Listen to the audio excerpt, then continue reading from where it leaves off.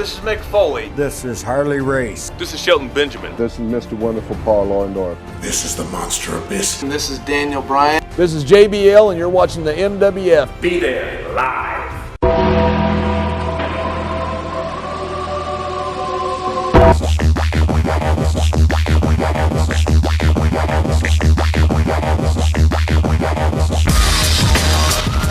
Ladies and gentlemen, we are back, and now we have a very special guest on the telephone, coming to you all the way out in Missouri, the one and only Harley Race. Harley, thank you for joining us here on Extra. You're welcome, my friend. It's a pleasure talking to you. Harley Race, without a doubt, just like the old phrase goes, the greatest wrestler on God's green earth. Even though it's been many years since you actively competed in the ring, you are still looked upon by today's superstars as one of the all-time elite that have ever stepped foot into the squared circle. How does that make you feel? Well, you know, when you're honored by words or, sure it makes you feel good. You know, there's no way it couldn't. Your career, you started back in a teenager in the wrestling industry, not even professional wrestling, so to say, but actually back in the carnivals. What was that experience like for you? Well, the carnival were some pretty tough days. You went into whatever town you were going into, and you physically got up in the ring and volunteered to take on whatever person wanted to come in the ring, and you generally always wound up with the town bully. So were you the person that was in the crowd as the plan, or were you the wrestler in the ring making the open challenge to anybody in the crowd? Back and forth. Being young as I was, being up in the ring, you know, had real advantages because any guy that was 25 or 30 years old thought he could kick my butt. And then coming out of the audience sometimes worked too. What an amazing start to what turned into a legendary career. And early on in your professional days, you wound up driving around Happy Humphrey. What was that like?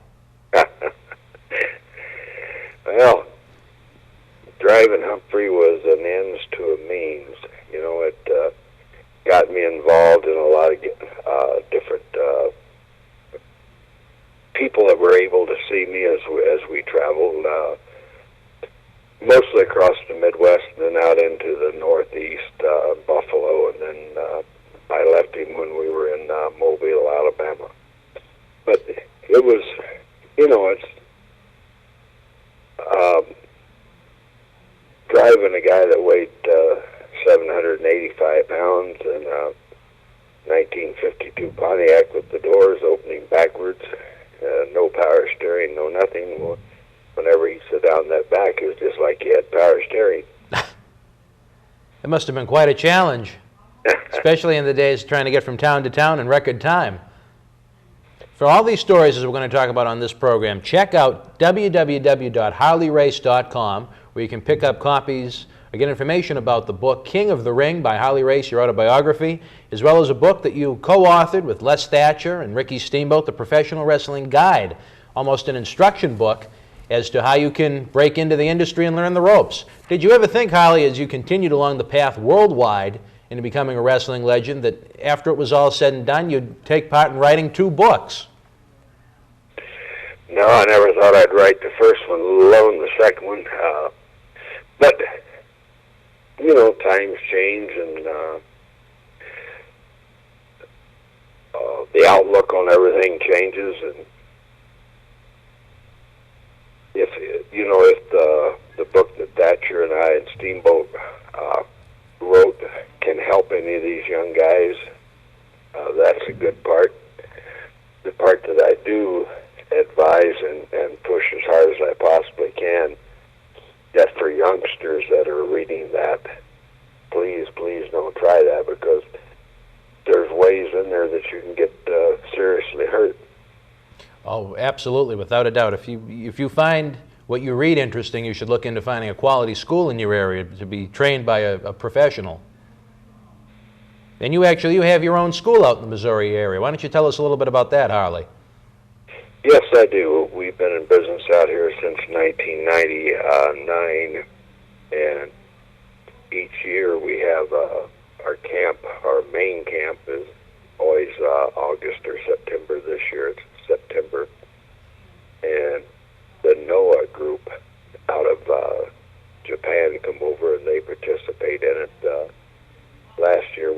Johnny Arnaitis himself out here from the WWE. So it's an opportunity for a lot of young talent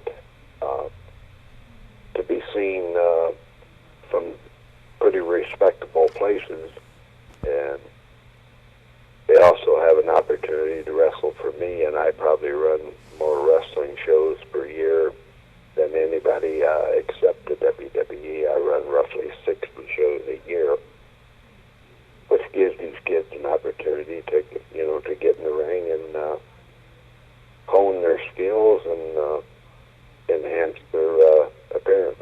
Without a doubt, that sounds like a pretty full schedule for an independent promotion. Is not only someone that, again, you have to classify yourself as a wrestling legend, but someone that also trains athletes and promotes wrestling events. Do you think that anyone that wants to should be able to break into the wrestling industry, no matter what their size or physical appearance may be? Because that is something that I feel has become a problem over the past 10 years or so in independent wrestling. What are your thoughts on that? I think it's definitely a problem. It's just people that really don't know what they're doing themselves, and they can buy a ring or something like that, and then you got the blind leading blind to get in the ring, and that's how a lot of these kids are getting hurt, and that's how a lot of 130 or 40-pound guys are getting their money hustled away from them, and the person that's trained them don't really know a hell of a lot more than what they're trying to teach these kids. They're teaching themselves at the same time, and hustle them out of their money when there is virtually no opportunity, period, for the kid to move any further than there. It seems nowadays there's really no one out there, with the exception of a few quality schools throughout the country, where you can walk in and you can say to someone that really, you can tell, doesn't have the athletic ability or the look or the size. No one will tell them, you know what, maybe this isn't for you. They'll gladly take their money, and like you said, it's the blind leading the blind. They have no idea what they're doing themselves for the most part. It's almost destroyed independent wrestling in this country. Well, that's basically true. Let's say that there's 10 kids that come in during the month. Out of that month, they're probably 90% of the time there won't be any of them that will finish the program. But then occasionally you get the one that comes along that is absolutely excellent. And I guess my flagship right now would be the Trevor Murdoch. He came out of my school. He was here when I started it. And I've sent 8 or 10 other guys back and forth to the NOAH organization in Japan. And when you go over there, you get treated like a king and you get paid well. How many tours did you make of Japan, Harley? 71. 71 tours. And on average, how long would the tours last? Well, in the beginning, the longest one was just shy of 3 months. And an ordinary tour back in the 70s and early 80s was 6 to 7 weeks. Wow. And now they're down to 2 and 3 week tours. And of course, after the world's title came along, and off and on all through the 70s and into the 80s, I'd fly over there for one match, turn around, and fly right back. What a crazy schedule, but that's the life when you're a world champion. Yeah, one of the stories that I like to tell is true as true can be. I wrestled the Giant Bubba for 1 hour on Friday night at the Tokyo Budokan. Flew into St. Louis, wrestled Jack Briscoe for 1 hour. On the same Friday night, you gained the night coming back from Japan. I flew out Saturday morning and wrestled Carlos Colon for an hour on Saturday night in San Juan, Puerto Rico. And that's nearly halfway around the world. The guys of today, I don't think they'd really understand the concept of that, Harley, compared to what the schedule and the travel is like nowadays. No, even when I went up with the WWE along toward the latter part of my career, we were working 7 nights a week. Hell, I worked 80-some days in a row up there without getting a day off. It was incredible. I know the Iron Sheik is a good friend of ours, and he talks about a time when he was on the road for, I believe, 103 days straight without going home, without being able to see his wife and his daughters. Just unbelievable for the average person outside of the wrestling industry to comprehend what that does to someone. Well, physically, when you go that long, you're really, you leaning yourself out to where, the odds of getting hurt are increased dramatically, but it also, you learn how to wrestle real quickly. Without a doubt. Talk about Japan. You said the tours would range sometimes 6 or 7 weeks. You were over there as long as 3 months. When you became champion, you were there for a day. You wound up spending perhaps a few years of your life over in the land of the rising sun. To someone that's never been there, what is the difference between working in Japan and over here in the States? Oh, in Japan, they still, and still do to this day, do a lot of mat wrestling. They're not into the real high-flying type stuff. It's more of a grind out, well, the way the wrestling was here back in the 70s and the early 80s. It's pretty much mat stuff. Did you have a preference between Japan and North America? Do I have a preference? Yes. I think the blend between the two was what I was.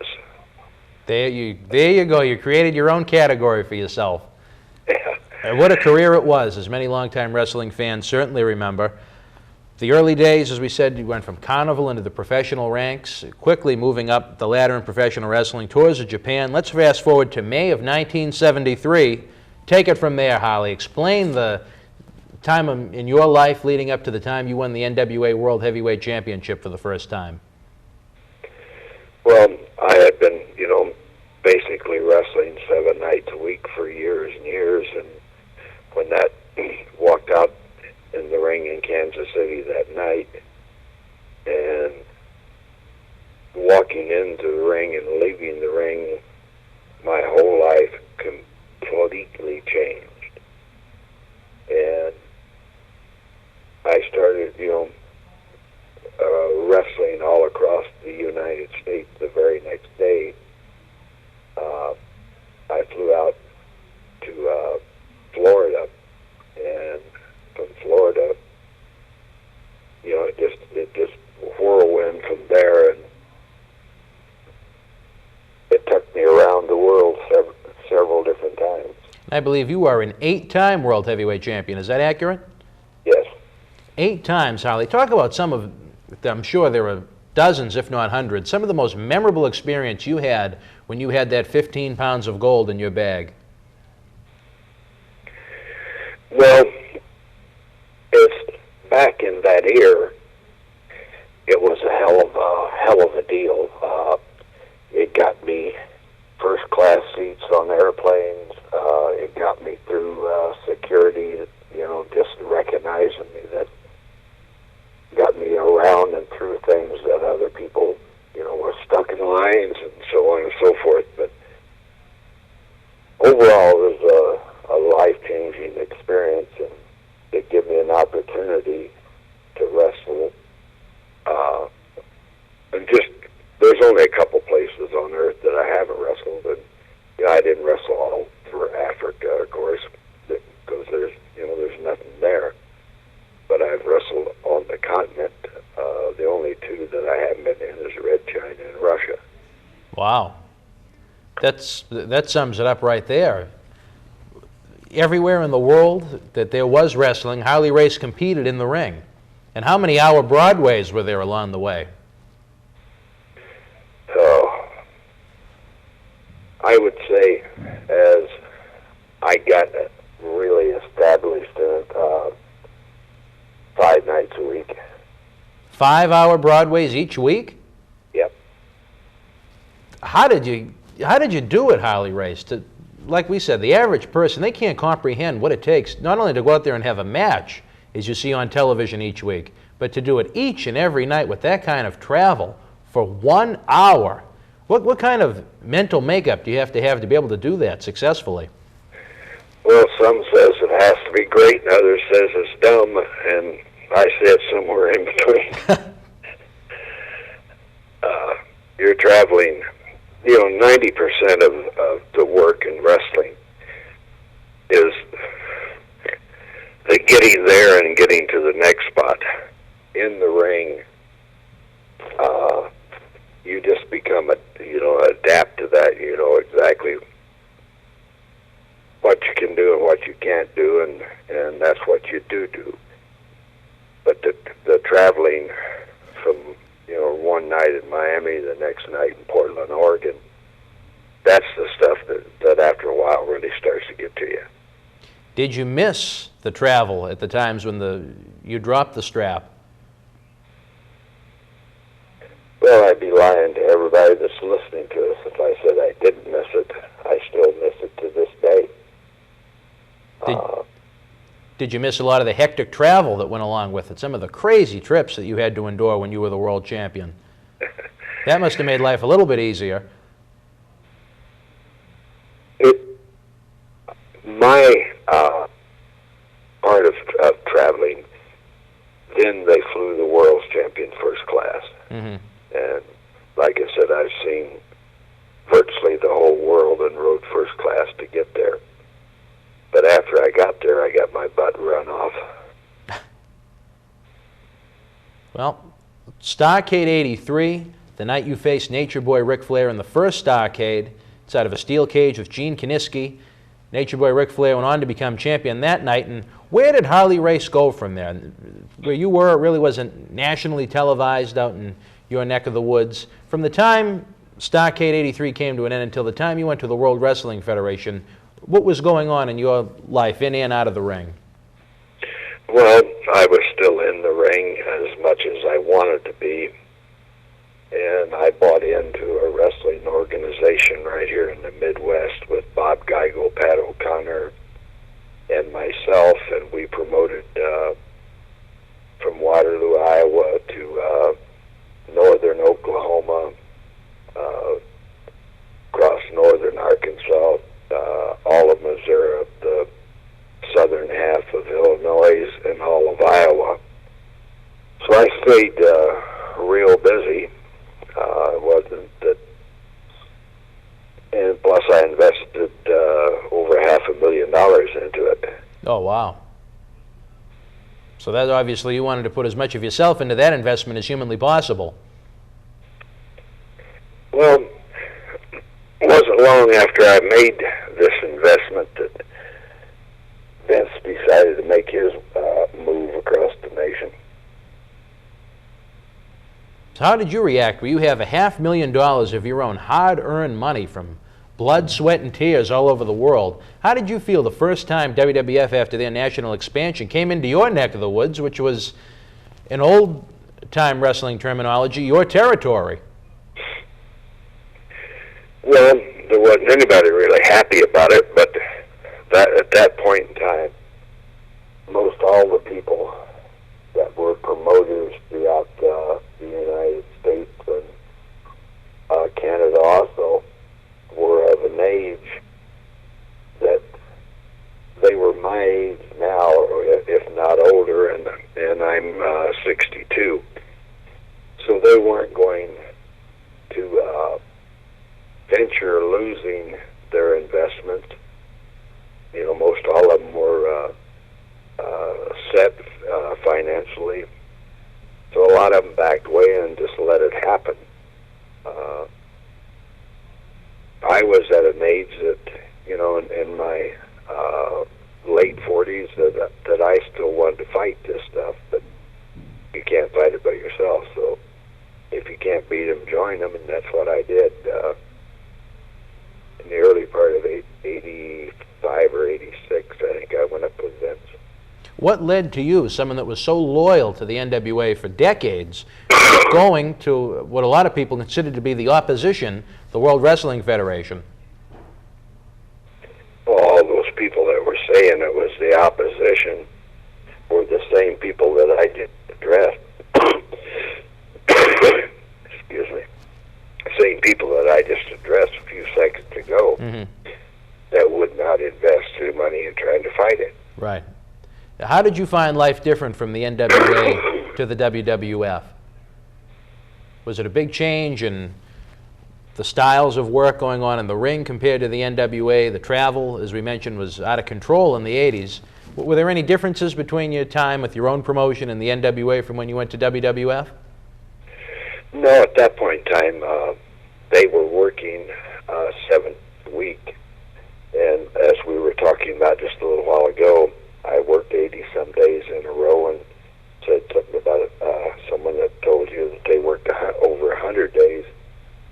They were working in what was back then called territory throughout the nation, because they had to win this war, and they had to win it right away. So at the start, it was like going back years ago when you were working 7 nights a week and traveling all those miles. That's what we went right back to. Without a doubt. Now, Harley Race, we talked about the travel. I remember Bobby Heenan, when he came up for one of our live events, he said when it came to outside of the ring, Harley Race was best known for his driving, cold beer, and barbecues. How do you react to that statement? Well, like I said, everywhere I went, I virtually traveled by myself. I didn't want to get close to a whole bunch of people, because you were working with them all the time. You were in and out, and you just don't want to get relations, let it get out of hand. And I did my share of that, and the barbecuing I still do. You're known to have all the wrestlers over for a nice home-cooked barbecue when you're in the area. Does that bring back a lot of the old-time feelings of camaraderie from when you were active in the profession? Sure it does. I had a big, huge barbecue thing built, and I can actually cook 12 slabs of rib at the same time. So it was fun doing it. It was fun having the guys around. And down here in the central part of the state where I am now, at the Lake of the Ozark, I still bring a lot of the legends in and out of here. I've had Mick Foley, Dusty Rhodes, Jim Dugan. The list goes on and on over the last 7 years that I've had in and out up here working for me, and we still eat off the same barbecue. That's great. Now, just about 2 years ago, you were inducted into the WWE Hall of Fame. We talked about your days in the NWA. Let's talk about what you did in the WWF, what led to the WWE. 1986, you became the King of the Ring, just a short drive from us in Foxborough, Massachusetts. How do you compare being a former world champion to now becoming a king? Well, when I went up there, I knew they were going to do something with me. I didn't know exactly what it was. I knew Hogan wasn't going to step out of the way as far as the title was concerned, and they knew they had to do something with me. So the obvious thing would be something that would be in that same category, and that's how the King was born. You had a lot of memorable feuds in the WWF, more so because that came around the time when there was NBC Saturday Night's Main Events every 6 weeks or so. You had a big feud with the Junkyard Dog that culminated with a match at WrestleMania 3 in front of over 90,000 people at the Pontiac Silverdome in Detroit, Michigan. What was that experience like to you? Well, it was fabulous, of course.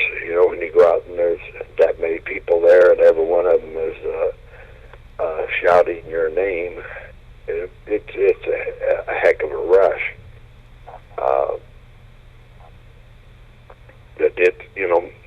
When the bell rang and the match got going, I never listened to a crowd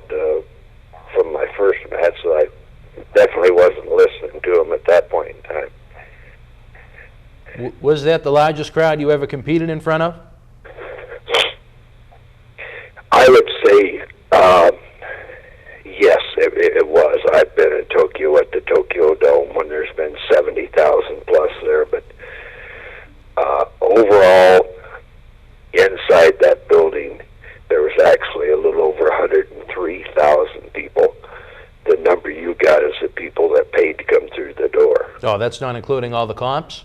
No. Wow, that's even more impressive then. That is one event that wrestling fans 50 years from now will never get over the sight of what that building looked like from the camera they had up in the balcony. Just tremendous event during one of wrestling's golden eras, at least when it came to the WWF.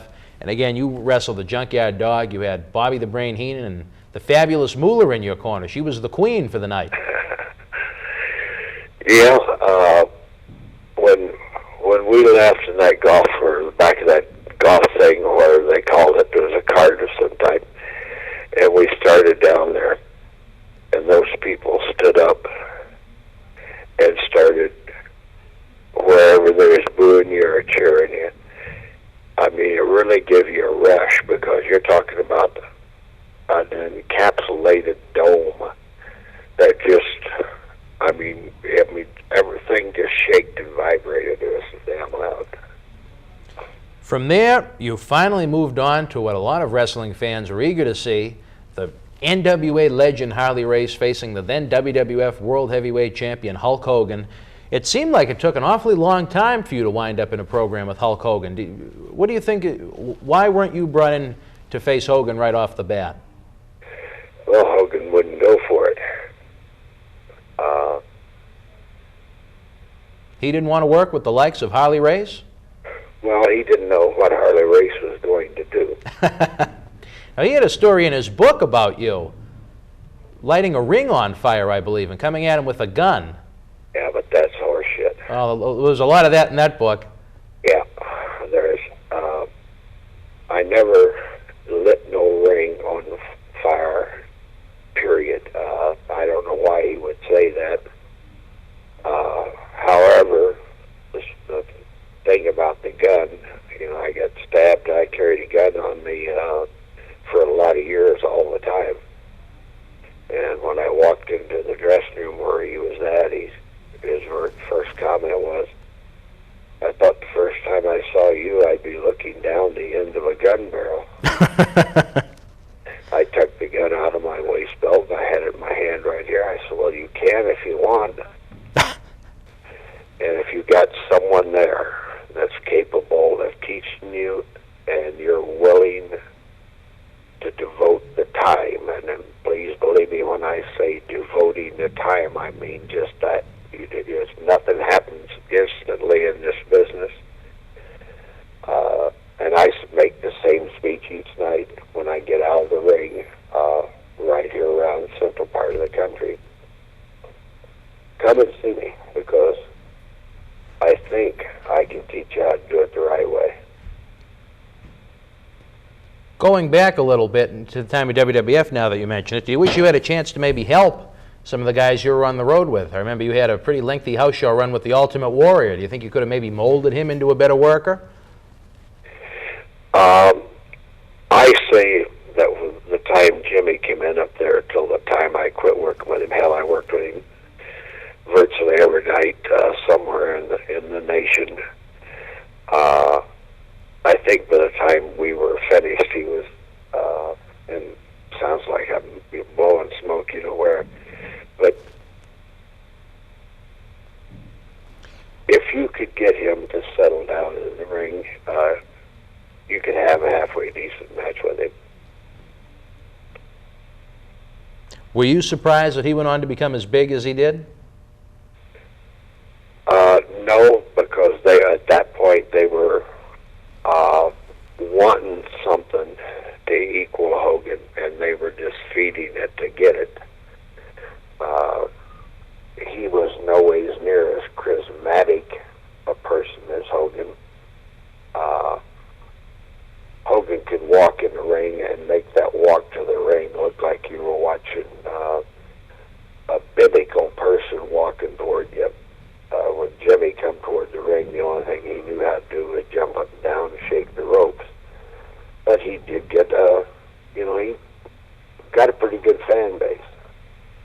Right around that time, you had the feud with the Warrior in 1988. You had that big matchup on NBC's Saturday Night's Main Event when you faced Hulk Hogan in front of a worldwide audience.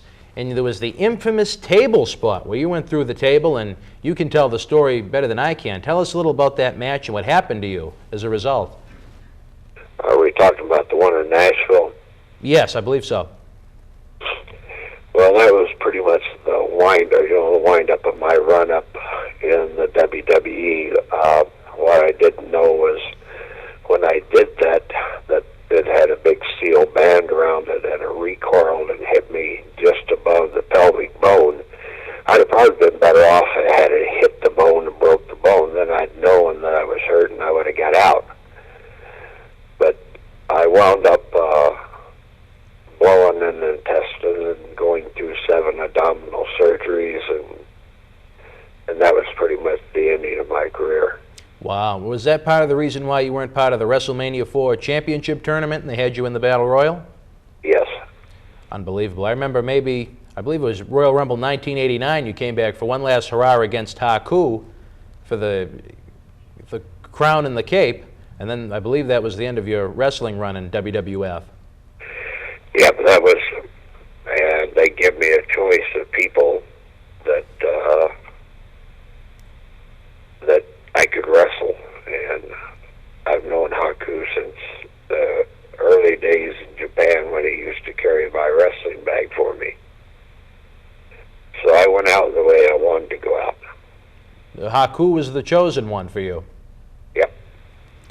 Very interesting. From there, you were out of the limelight for maybe a year, and then you wound up in WCW, not as a wrestler, but as a manager. How did it feel to go from the ring, active every night, to outside the ring, adding to it in a different capacity? Well, as long as I had control of what I was wanting to do out there was great, because I was trying to teach people, and Luger had been around there for a lot of years, and was never really moved up the ladder very high, and I was lucky enough to take him all the way up, and then in come Big Van Vader, and nobody could get along with him, period. But dealing through me, we were able to do, several different things with him.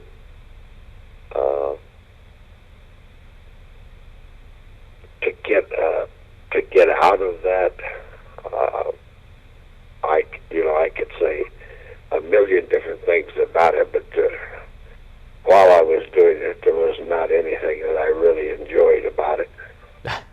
You're outside the ring, standing there or on the floor, watching people in the ring. They're doing things that you knew in your own mind that you could do a hell of a lot better. It just kind of gets to you. Well, I can imagine going from one extreme to the other so quickly would kind of wear on you a little bit. But it was a very memorable run. You helped certainly Vader get to the championship level, and that feud he had with Cactus Jack, at least in the beginning, that was one of the best feuds of the 90s, in my opinion. I enjoyed a lot of their work. Cactus and I talk about that every now and then. Like I said, I've had him out here helping me out here too. There was some battles going on back around then.